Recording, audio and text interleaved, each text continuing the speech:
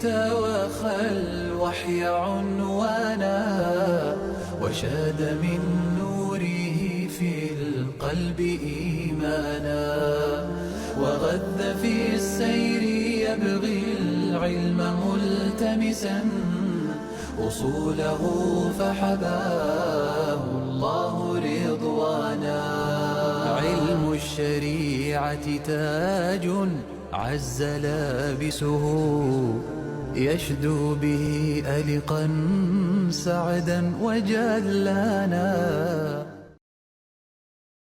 السلام عليكم ورحمة الله وبركاته. بسم الله الحمد لله والصلاة والسلام على رسول الله صلى الله عليه وآله وصحبه أجمعين. أما بعد ዛሬ የምናነሳው በዑስማን የኺላፋ ዘመን ረዲየላሁ አንሁ የታዩ አብይ ክስተቶችን ነው የምናየው። በዋናነት ጀምዕ ቁርአንን እናነሳለን። እንዲሁም ደግሞ ዑስማን በዘመናቸው ካሳኳቸው ትልቅ ስኬቶች ውስጥ አንዱና ዋነኛው የሆነው ከቁርአን ጀምዕ በኋላ ቁርአንን ከሰበሰቡ በኋላ የባህር ኃይል ማቋቋማቸው መመስረታቸው ይታወቃል። ስለሱም ኢንሻአላህ እናነሳለን። ሌሎችም በዘመናቸው የተከሰቱ ክስተቶችን እናነሳለን ኢንሻአላህ። ይህንን የሚያነሱልን ኡስታዝ ሼክ ዑመርና ኡስታዝ አብዱሰላም ረሺድ ይሆናሉ። ከሼክ ዑመር እንጀምራለን። ቢስሚላህ አልሐምዱሊላህ ወሰለላሁ ወሰለም ወባረከ ዐላ ረሱሊላህ ወዐላ አሊሂ ወአስሐቢሂ ወመዋላ። ዑስማን ብን አፋን ኡስታዝ ነስሩ ከድር እንዳለው በኺላፋቸው ጊዜ ተሰሩት እስከ ዛሬም ወደፊትም እስከ ቂያም ቀን የሚቀጥል የሆነ ትውስታቸውም ለኡማው የሚያበረከቱት ትልቅ ነገር ለኡማው አንድነትም የሰሩት ትልቅ ውለታ ቁርአንን መሰብሰቡ በፊት ነው የተሰበሰበው፣ ግን ያንን ኮፒ አድርገው ሰው እንዳይखाለፍ ወደ አንድ አቀራር እንዲመጣ አድርገው መስራታቸው ነው። ዑስማን ብን አፋን ረዲየላሁ ተዓላ አንሁ የተሰበሰበው በአቡበክር ኺላፋ ጊዜ ነው። እንደሚታወቀው የኢማማ ጦርነት ጊዜ ቁርአዎች ሁሉ ሲያልቁ ዑመር ብን ኸጣብ ረዲየላሁ ተዓላ አንሁ ይሄ ነገር ወደ ጽሁፍ ላይ ካላዞር ነው በፊት ሒፍዝ ነው ተሆነም ደግሞ በየሰፊ ድንጋዮች ላይ በየመጋፊያ አጥንት ሰፋፊ አጥንቶች ላይ በእንጨቶች ላይ የተጻፈ ነበርና አብዛኛው ሒፍዝ ነው። ስለዚህ ትላልቁ ሐፊዞች ሲሞቱ ሲያው ቁርአን ደግሞ ሐፊዞች ሲሞቱ አብረው እንዳይጠፋፈሩና ለአቡበክር ነው መጀመሪያ ሐሳብ ቀረበ። አቡበክር እንኳን ከብዷቸው ነበር። አላየህ በኋላ አሳመኗቸውና ዘይድ ብን ሳቢትን እንዲሰበስብ አድርገው ከየሷሃባው ሙተዋቲር በሆነ መልኩ ተሰብስቦ ቁርአን ላይ በአንድ እንዲቀመጥ ተደርጎ ነበር። አቡበክር ሲሞቱ ዑመር ሲሞት ደግሞ ሐፍሳ ዘንድ ተቀምጦ ነበር ያ ቁርአን ማለት ነው። ሁዘይፋ ብኑል የማኒ መዳኢን ላይ ያለ እነዚህና አርሜኒያና አዘርባይጃን የሚባሉትን ሀገሮች ለመክፈት እዛ ላይ ነበሩ ያሉት ሁዘይፋ ብኑል የማኒ ሷሂቡ ሲሪ ረሱልላህ ሰለላሁ ዐለይሂ ወሰለምና በዛን ጊዜ የሙስሊሞችን መለያየት ያለው እንደሚታወቀው ቁርአን አላ ሰብዓቲ አህሩፍ ነው የወረደው፣ በሰባት አቀራር ነው የወረደውና መኻለፍ አመጡ። እንዲሁም በተርቲቡም በምኑም መኻለፍ ሲያመጡ ሐታ አንዳንዶቹ አንተ በመቀራው ምናምን ያልሆነ እኔ ለወራው ማልችለው ቃላት ሁሉ እስከሚከሰት ድረስ ሲያው በጣም ደነገጡ። ቶሎ የመጡት የመን ነው ዑስማን ዘንድ ነው። አድሪክ هذه الامه قبل ان يختلف في الكتاب اختلاف اليهود والنصارى አሉ ሁዘይፋ ብኑል የማኒ። ይሄን ኡማ በዚህ ቁርአን ሳይለያዩ በስተፊት ቶሎ ድረሰላቸው ይሁድና ነሳራ እንደተለያዩት ቶሎ ይደረስላቸው አሉ። ዑስማን ብን አፋን ረዲየላሁ ተዓላ አንሁ ያው ታውን በፊት ሰይድ ኺያል እንዳሉት ቆራጥ አመራር ቆራጥ ምጃ መውሰድ ይችላሉና ሊን እንደመኖሩም ቶሎ ያደረጉት ምንድነው ወደ ዘይድ ብን ሳቢት ላኩ። መጀመሪያ ያሰበሰበው እሱ ነው። ታንሷሮች እሱን ተቁረይሾች ደግሞ ሶስቶች አብዱላህ ብን ዙበይር፣ ሰዒድ ብን አልዓስ፣ አብዱራህማን ብን ሐሪስ ብን ሂሻም እነዚህን አራት ቡድኖች አቋቁመው ወደ ሐፍሷ ላኩ። እባክሽ ያንን ቁርአን ስጭን እኔ ላባዛውና ወደ አንቺ ጋር መልሳለሁ ዋናውን ማለት ነው። ያንን የተባዛውን ወደ ሌሎች ሀገሮች ይልካለሁ ብለው እሷም ጀዛሃላሁ ኸይር ላክችላቸው። እዚህ ላይ አንድ ነገር ነገሯቸው። ምናልባት እዚያ ላይ ስትአነቡ መለያት ከመጣ ቁርአን የወረደው በሊሳኒ ቁረይሽ ስለሆነ ወደ ሶስቱ ተመለስ በእናንተ ጻፉት ብለው ዘይድ ብን ሳቢትን ወደ ሶስቱ እንዲመለስ እና በእነሱ እንዲጻፍ በማድረግ 7 ኑስኻዎች እንዲታተሙ አደረጉ። 6ም ተብሏል። ከዛ እንግዲህ ዑስማን ረዲየላሁ ተዓላ ዐንሁ ወጀዛሁላሁ ኸይራ ሌሎች መሷሂፎችን ሁሉም በኢጅቲሃዱ የጻፈውን በኢጅቲሃዱ ሲባል የተራውን ጉዳይ ማለት ነው። ይጨምራል ይቀንሳል ማለት አይደለም።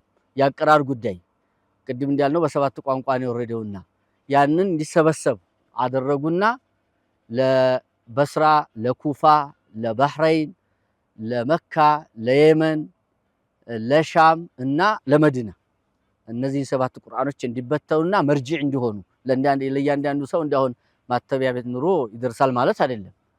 መርጂዕ እንዲሆኑ ያንን እያየ ሰው ልጅ እንዲያነብ ሙስሊሞች እንዲያነቡ በዚህ ሁኔታ ላይ ዑስማን ኢብኑ አፋን ረዲየላሁ ተዓላ አንሁ ይሄንን ኡማ እስካሁንም አንድ አይነት አቀራር እንዲኖረን ወደፊትም አቀራር እንዲኖረን ለዚህ ኡማ ያበረከቱት ትልቅ ያበረከቱ ነገር ነው። ይሄ የሚያሳየው ተሁዘይፋ ብቻ የመጣ እሳቸው እኒህን አራት ሰዎች ብቻ ይዘው ማለት አይደለም። ከተለያዩ ምንጮችም ይሄ የመኻለፍ እንደተገኘ እንደተከሰተ ነግረዋቸዋል። የራሳቸው ኢንፎርሜሽን ነበራቸው ማለት ነው። በተጨማሪ ደግሞ ሙስሊሞችንም ታላላቅ አማካሪዎቻቸውንም እንዲያማከሩ የሚያመለክታል። ለምሳሌ አልይ ኢብኑ አቢ ጣሊብ የሚያወሩት ነገር አለ። ሱወይድ ኢብኑ ገፈላ የሚባለው ሲያወራ ወላሂ ለአሐዲስኩም ላ ሸአን ሰሚዕቱ ሚን አልይ ኢብኑ አቢ ጣሊብ ረዲየላሁ ተዓላ ሰሚዕቱ የቁል አዩሃ ናስ ላ ተግሉ ፊ ዑስማን። ዛሬ ሺዓዎች እንደሚሉት ዑስማንና አሊ መጣራት አይደለም፣ ለሳቸው ይከላከሉላቸው ነበር። አሊ ዑስማን ተሞቱ በኋላ በነገራችን ላይ ዑስማን በታገቱበትም ጊዜ ሐሰንና ሁሴን ልከው ነበር ይባላል አይደል? ተከላከሉ ይሄን ያህላቸው እና በኋላም ሰዎች ቁርአን አቃጥሎ ቅድም እንዳልነው የተሰበሰቡ ቁርአኖችን ያደረጉት ዑስማን ምንድነው እንዳይንገላታ ቢቀበር ነገ ሊወጣ ይችላል፣ ሰው ሊረግጠው ይችላልና እንዳይንገላታ ማቃጠል ነበር። ሌላውን ሁሉ ቁርአን ስብስብ አድርገው አቃጥለው ያንን ሰባት የቁርአን ንስኻ በየአቅጣጫ ያላኩትና ሰው ለምን ቁርአን አቃጠለ ምናምን ሲል ይሰማሉ።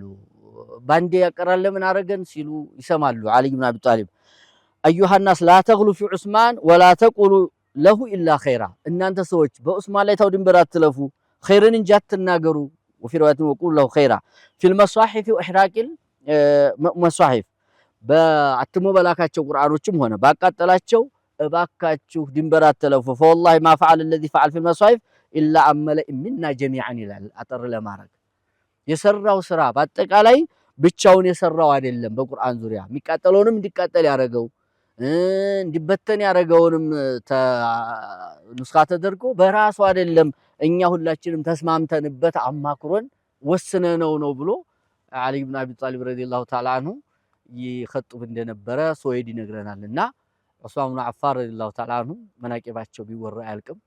እልቅስ የሚገባው የነዚህን ሰው ታሪክ እያጠናን እኛም እንደሳቸው የሆነ አሻራ ጣል አድርገን እንደዚህ እንደሰው ረዲየላሁ ዐንሁ የሚያስብል ኡማውን የሚታደግ ዲኑን የሚታደግ የእስልምና እሴቶች ተጠብቀው እንዲሄዱ የሚያደርጉ ነገሮችን ጥለን መሄድ ነው የሚገባው። ሌላው አልባሌ እኛን ተኸይር ያስቀረናል። والله ጀዛከላሁ ኸይር ሼህ ዑመር እናመሰግናለን። ኡስታዝ አብዱሰላም የተቀሩ አብይ በዑስማን ዘመን የተከሰቱ ክስተቶችን ያነሳልናል። ተፈضل بسم الله الرحمن الرحيم الحمد لله رب العالمين والصلاة والسلام على المبعوث رحمة للعالمين وعلى آله وصحبه أجمعين ያው ለማነሳው ሐሳብ መንደርደሪያ እንዲሆን ያው ዑስማን ረዲየላሁ ዐንሁ ሀገር ነው ሲመሩ የነበሩት። በጣም ሰፊ ሀገርን እየመሩ ሀገርን መምራት ብቻ ሳይሆን በሳቸው ዘመን ከአራቱ ኸሊፋዎች በንጽጽር ሀገር በብዛት የተስፋፋበትና ግዛታቸውም ሰፊ የሆነበት ዘመን ነበረ። በዚህም ሂደት ውስጥ በርካታ ተግዳራቶች ያጋጥሟቸው ነበረ። እነዛን ለመፍታት ደግሞ ይወስኗቸው የነበሩ ስትራቴጂያዊ ወይም ስልታዊ ውሳኔዎች ነበሩ እና አንድ መንግስት ያው ጠንካራነቱ ከሚገለጽባቸው በርካታ ነገሮች ውስጥ አንዱ ወታደራዊ ኃይል ነው። ስስ ሁለት ያው ኃይል እንዳጠቃላይ በሁለት ነው የሚያነሱት፣ ጠንካራና ለስላሳ ኃይል በማለት ወይም ሃርድ ፓወር ሶፍት ፓወር ይሉታልና ይሄ ሃርድ የሚሉት ላይ የወታደራዊ ኃይል የአንድን ሀገር አንደኛ ጥቅም ለማስከበር ናሽናል ኢንተረስት ይባላል በዚህ ዘመን። ሁለተኛው ደግሞ ማንኛውም የሚሰጋን ጠላት ሀገርን ለመከላከል ከሚሰጋ ጠላት ወታደራዊ አቅም ያስፈልጋልና ወታደራዊ ኃይል የሚባለው ደግሞ የተለያዩ ክንፎች ወይም ደግሞ ቅስም ዲፓርትመንቶች አሉት። አንደኛው የባህር ኃይል የሚባለው ነው። ዑስማን ረዲየላሁ ዐንሁ ከሰሩት ትልቅ ገድል ላስተዋለው ሰው በጣም የሚገርም ነው። ምክንያቱም ከስልጣኔ በጣም የራቀ የሆነ ማህበረሰብ ነው የነበረው። ይሄ የሰሃባው ትውልድ ልክ ሪሳላው ሲመጣ ማለት ነው። በቅርብ ጊዜ ውስጥ እየፈጠኑ ከዓለም ጋር መፎካከርና ዓለም ላይ ያሉ ሀያላን ሀገራቶች ያላቸውን አቅም የገነቡበት አመታትን ስናየው በጣም የሚያስደንቅ ሆኖ ነው የምናገኘውና ይህ የባህር ኃይልን የመገንባት ወይም የማቋቋም ሐሳብ የመጣው በዑመር ረዲየላሁ ዐንሁ ዘመን ነው። ሐሳቡንም ያመነጩት ሙአዊያ ረዲየላሁ ዐንሁ ናቸው። ሙአዊያ ረዲየላሁ ዐንሁ በጣም ስትራቴጂክ አሳቢነታቸው በአስተዋይነታቸው የሚታወቁ ሌላው ትልቅ አመራር ናቸውና ከዑመር ጊዜ ጀምሮ ረጅም ጊዜ ሻምን ይመሩ ነበርና ዑመር ምን አሏቸው? በሻም ክልል ውስጥ ከሮም ጋር አዋሳኝ ድንበር ላይ ያሉ ሙስሊሞች አሉ። የውሻን ጩኸት የህፃናትን ጫጫታ ጭምር ይሰማሉ ከቅርበቱ የተነሳ ማለት ነው። ስለዚህ ለጥቃት እንዳንጋለጥ የባህር ኃይል ብንገነባ ጥሩ ነው የሚል ሐሳብ ለዑመር ረዲየላሁ ዐንሁ ሲያቀርቡ ዑመር ግን የራሳቸው ፖሊሲ ነበራቸው። በሳቸው ዘመን ደግሞ ምናልባት ሊያስኬድ ይችል ነበር። ከፖሊሲያቸው አንዱ ምንድነው የሙስሊሙ ወታደርን ትልቅ መስዋዕትነት ሊያስከፍሉ የሚችሉ ታላላቅ ወታደራዊ ዘመቻዎችን ማድረግ አይፈልጉም ነበር። ያ ወታደራዊ ደግሞ ዘመቻ በተለይ ባህርን መሻገር የሚጠይቅ ከሆነ ጋራን አልፎ መሄድ የሚጠይቅ ከሆነ ጠላት ያንን ባህርና ተራራን እንደ ምሽግ ወይም ለማጥቃት የሚመች ስትራቴጂክ ቦታ አድርጎ ይጠቀማል በሚል ያንን ያስወግዱ ነበር ፖሊሲያቸው ላይ። ግን ሙአዊያ ይሄ ሐሳባቸውን ዑስማን ረዲየላሁ ዐንሁ ዘመን ድረስ ሞቶታቸውን አላቆሙም ነበርና በአጋጣሚ ከባህር ዳርቻ ያለችውን እስከንደሪያ ሮሞች መልሰው ማስለቀቅ የሚችሉበት አጋጣሚ ይከሰታል። ያኔ ጫን ብለው አሁንም ዑስማንን የባህር ኃይል ማቋቋም አለብን የሚል ሐሳብ ያቀርባሉ። ያኔ ይፈቅዳሉ ዑስማን። እዚህ ጋር ልብ ማለት ያለብን ነገር ምንድነው? ዑስማን ረዲየላሁ ዐንሁ እንደ ዑመር ለሙስሊሙ ሰራዊት ስለማያስቡ አይደለም። እንደውም በባህሪያቸው ካሰብን ካየናቸው በጣም ለስላሳ ልል የሆኑት ዑስማን ረዲየላሁ ዐንሁ ናቸው። ዑመርም እንደዛ ቢሆኑ ማለት ግን ምንድነው ስትራቴጂክ ወይም ስልታዊ የሆነ ለረጅም ጊዜ የሚቆይ ችግርና ሙስሊሞችን አደጋ ውስጥ የሚከተውን ትልቁንና የሚያስፈራውን አደጋ ለማስወገድ የወሰኑት ውሳኔ ነው። በዚህም ውስጥ ግን ምን አደረጉ የሚገርመው ነገር ሙአዊያ ረዲየላሁ ዐንሁ እንደተለመደው በእጣ ወይም ገሌ ለዚህ ዘመቻ ተዘጋጅ ብለህ ማንንም ሰው እንዳታዘምት የፈለገ ሰው አላማው ተነግሮት ቀርቦለት ማለት ነው። የሀገር ጥቅም ነው፣ ዘላቂ የሆነ ችግርን ለመቅረፍ ነው ይሄ የታሰበው። ስለዚህ የሚፈልግ ሰው ይንቀሳቀስ ብለህ ቀስቀስ ብለው ምርጫ ሰጡ። በዛ መሰረት በአጭር ጊዜ ውስጥ ትላልቅ መርከቦችን ሰርተው ሙአዊያ ሻም ላይ አብደላህ ደግሞ ኢብኑ ሰርህ እንትን ላይ መስር ላይ ሰርተው ጦርነቱን አሸንፈው ወዲያው ትልቅ እስላማዊ የሆነ የባህር ኃይል ያለው ማድረግ ቻሉ ማለት ነው። ይሄ በጣም የሚመሰገኑበትና የሚዘከርላቸው ታላቅ ውለታና ገድላቸው ነው ዑስማን ረዲየላሁ ዐንሁ። ሌላው ሁለተኛው የምናነሳው ነገር ምንድነው? ያው እንደዚህ ትላልቅ ስራ የሰሩ ትልቅ ሰው ቢሆኑ ጀነት የተመሰከረላቸው ሰው ቢሆኑ ከትችት ሰው ባያመልጥም ትችት ደግሞ የበዛባቸው ሰው ዑስማን ረዲየላሁ ዐንሁ ናቸው። ምናልባትም ይሄ ደረጃቸውን አላህ ከፍ ለማድረግ ያደረገው ውለታ ነው ብለን እናስባለን። ያ ምንድነው በሰሃቦች መካከል በእሳቸውና በአንዳንድ ሰሃቦች መካከል ይሰሩት በነበረውና ይከተሉት በነበረው ፖሊሲ ምክንያት ቅራኔ አለ እያሉ ያስወራሉ።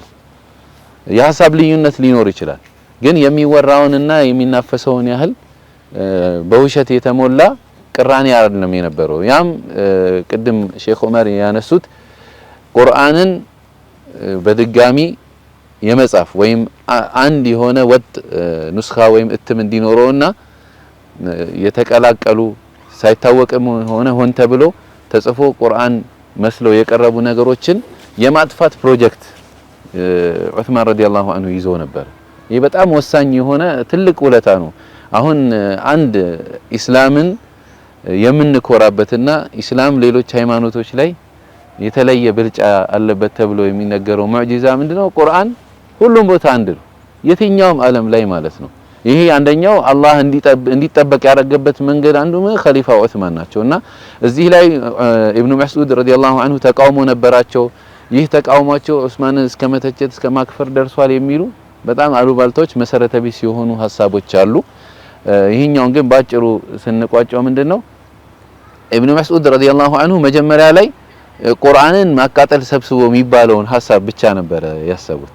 በኋላ ግን ሙስሊሙ በሙሉ ወደዛ አቅጣጫ ሲሄድና መስማማቱን ሲያዩ እሳቸውም ተስማምተው ወደዛ ሐሳብ ሄዱ። ዑስማንም ሲመረጡ ኩፋ ላይ ተነስተው እኛ የነብዩ አለይሂ ሰላም ባልደረቦች የቻልነውን ያህል ጥረት አድርገን ከኛ የተሻለውን ለመምረጥ ምንም አይነት መስነፍም ሆነ ድክመት አልታየብንም፣ ዑስማንን መርጠናል፣ ስለዚህ ቃል ኪዳን እንግባለት ብለው ነው ያሉትና ዑስማንም ያከብሯቸው ነበረ፣ በክብር ነበር ይጠራሩ የነበረው የሚለውን ብዙ የተረጋገጡ የታሪክ ምንጮች ያሳያሉ።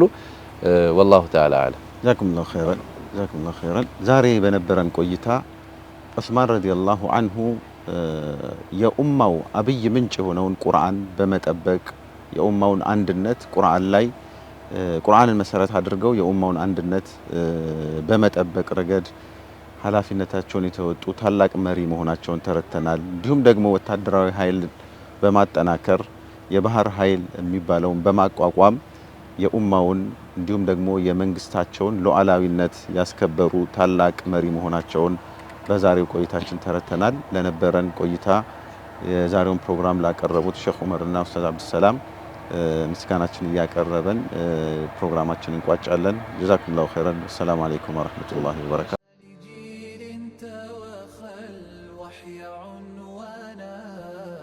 وشاد من نوره في القلب إيمانا وغذ في السير يبغي العلم ملتمسا أصوله فحباه الله رضوانا علم الشريعة تاج عز لابسه يشدو به ألقا سعدا وجلانا